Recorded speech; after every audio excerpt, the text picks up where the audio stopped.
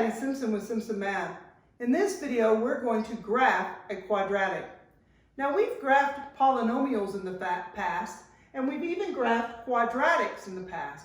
We're going to kind of merge those two together today so that we're graphing a quadratic in a standard form.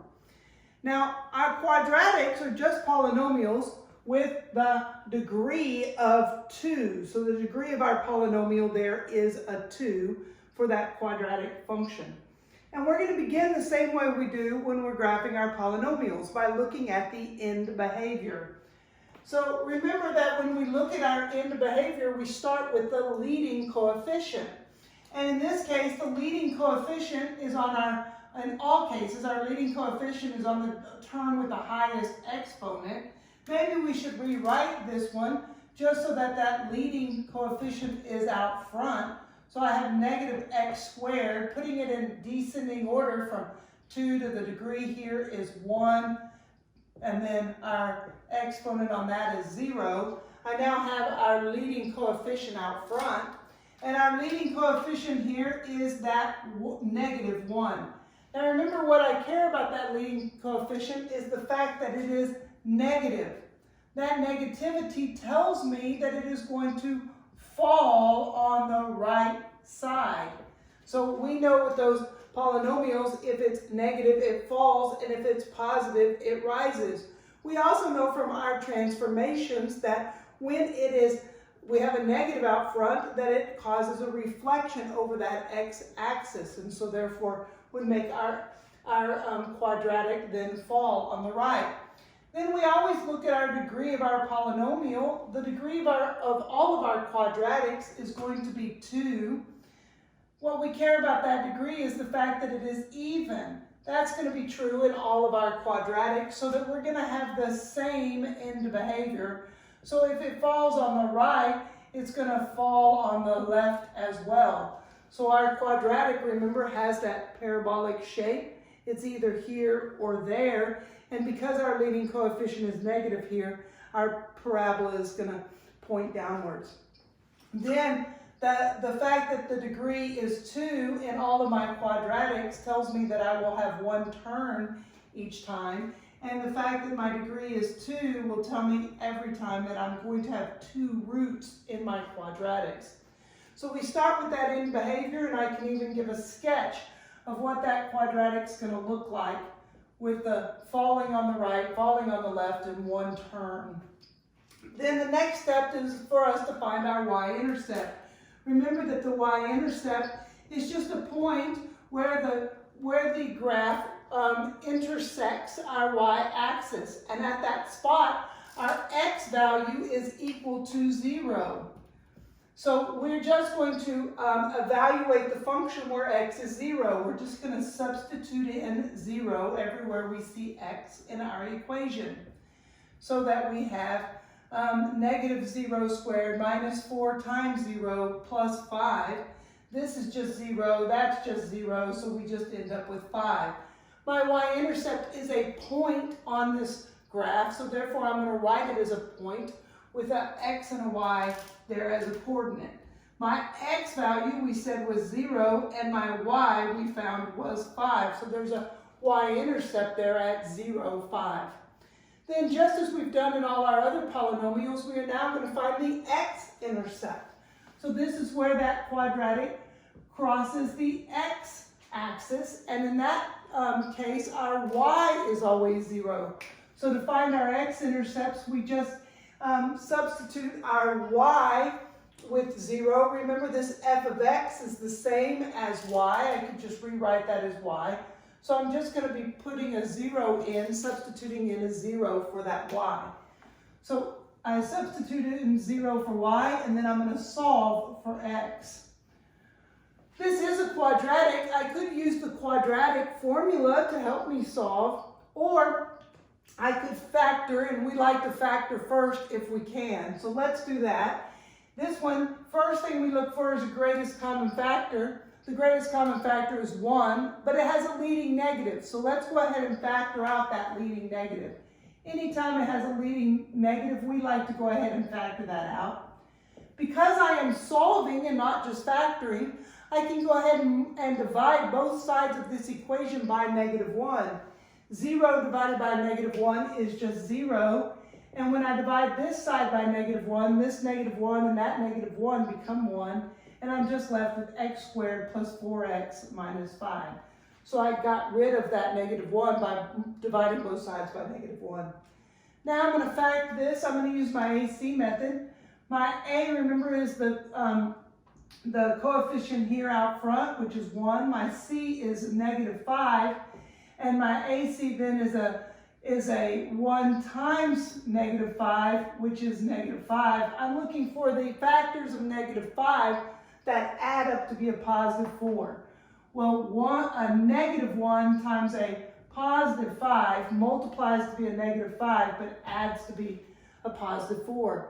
Now, since my A was 1, I know with my AC method, I can just skip straight to the punchline or straight to the factored form. If my A were anything else, I'd need to go through the whole process to find those factors. But here, since A is 1, I can just skip straight there.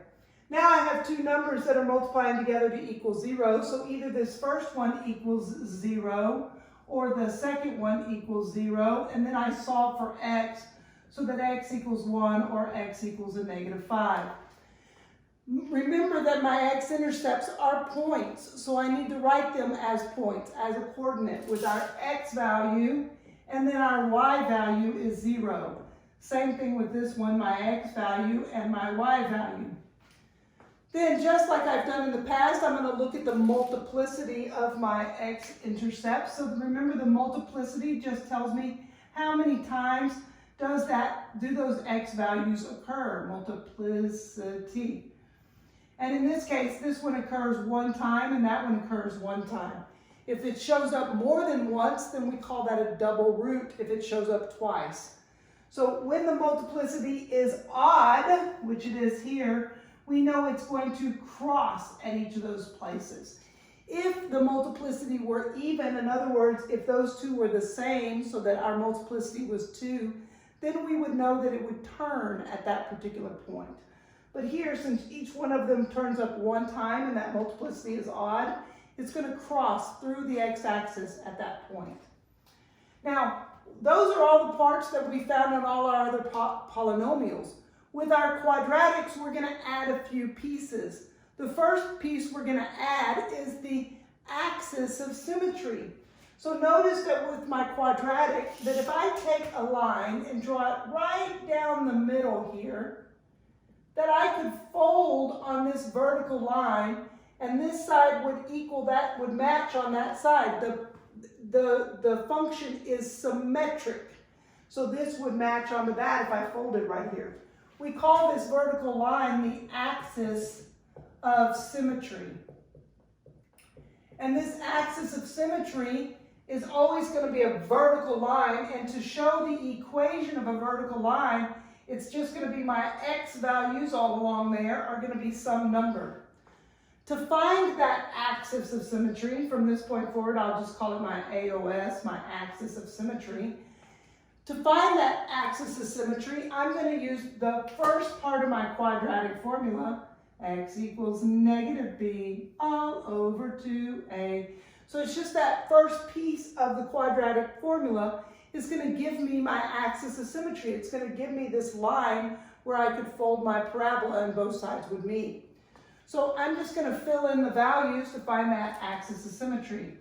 So x equals, well, we need to go back to our beginning to find our a, b, and c. So we can't use this factored form because I divided both sides by -1. Instead, I need to come back over to my original and find my a, which is -1, my b, which is -4, and my c, which is 5. And I'm just going to insert those in. So my a is this leading coefficient, my b is the coefficient on the next term, and my c is that constant. I'm just going to substitute them into my formula. So I have a negative of that -b all over 2 times a -1. Well, a negative of a negative makes that a positive. 2 times a -1 is a -2. So my axis of symmetry is going to be this equation where x equals -2. That equation of the line is this axis of symmetry. Then, in all our other polynomials, we've said that we can't find the turning point. We're going to leave that for calculus. But in our quadratics, we can find the turning point. This turning point is called our vertex. And we know that that vertex is always going to be on this axis of symmetry. It's going to be either the maximum point or your minimum point on that axis of symmetry. So I know my x value. My x value of my vertex is -2. When I know an x value in a quadratic, I can just insert that or substitute it in to find the y value. So in order to find the vertex, that's all I'm going to do. I'm just going to find the vertex, I'm going to take my axis of symmetry, so this -b/2a, and I'm just going to evaluate the function at that spot. Or in this case, I know that it's just -2. I'm just going to substitute in -2 into my function. So again, back into my original, I'm going to take -2 and substitute it in, a negative of a -2 squared minus 4 times a -2 plus 5. Remember with our order of operations that we do the exponent first. So I have -2 squared I'm going to do first. That -2 squared is 4. This negative then is on the outside of that. Then I have -4 times -2, which gives me a +8 and a plus 5. A little bit of the addition there. -4 plus 8 gives me 4, plus 5 gives me 9. So my vertex is going to be at the point -2, 9. Notice that it is a point. That vertex is a point. So I need to write it as such, as a coordinate with an x value and a y value. So in this case, the point is at -2, 9. Now, I'm going to graph it. We're going to do one more part where we find an additional point here in a minute. But let's go ahead and put everything that we have right now on our graph. So here I have a coordinate plane. And on there, I'm just going to put the pieces I know. So I know there's a point at 0, 5. My y-intercept there is at 1, 2, 3, 4, 5. 0, 5. I know that my x-intercepts are at 1, 0 and -5, 0. 1, 0. And 1, 2, 3, 4, 5, -5, 0. I know that my axis of symmetry is at -2. In other words, along this line right here is our axis of symmetry. I'm going to go ahead and label that as with the equation x equals -2. I know that it's going to be symmetric about that. In other words, if I fold it on here, these two dots should match. So I can kind of check myself as I go along to make sure I'm doing it correctly. So if I did fold this is 1, 2, 3 away from there. And that x-intercept is also 1, 2, 3 spots. So yes, they would match on one another. Then my vertex is at -2 on this line, 9. So 1, 2, 3, 4, 5, 6, 7, 8, 9, 8, 9. So up here is going to be my vertex, a little higher than I gave it credit for. So now I want to find one more point or an additional point on here. And that's really easy to do when I have this y-intercept. Because I know this y-intercept is going to have another dot on the opposite side of this, that it is symmetric. So he is 1, 2 spots away from the axis of symmetry. Well, on that other side of it, so 1, 2 away, I know that I'm going to have another point on that side as well. So I can find my additional point by using that y-intercept. I can also find additional points on my quadratic just by picking x values and plugging in, substituting in, and finding the y value. So you can always find additional points on your graphs just by substituting in x values. But I'm going to use that y-intercept and the fact that this is symmetric to find my other point. Now, I'm going to connect my graph to make it look like my original sketch that I said it was going to look like. And sure enough, it has that symmetry. And then I just label each one of those pieces so that my reader knows right where my y-intercepts, my x-intercepts, my axis of symmetry, my additional points, let's see, that's at -4, 5. Still that y value, just double the axis of symmetry. There's an additional point. And then our last x-intercept. So graphing a quadratic is very much like graphing a polynomial because it is a polynomial. The only difference is that we do know where that turnaround point is. It's always going to be on this axis of symmetry. So we're just going to also find our axis of symmetry and that vertex. So in the next video, we're going to look at some irrational roots. So we're going to graph these when they don't look quite so pretty. Math Made Simple at Simpson Math. Thanks for watching.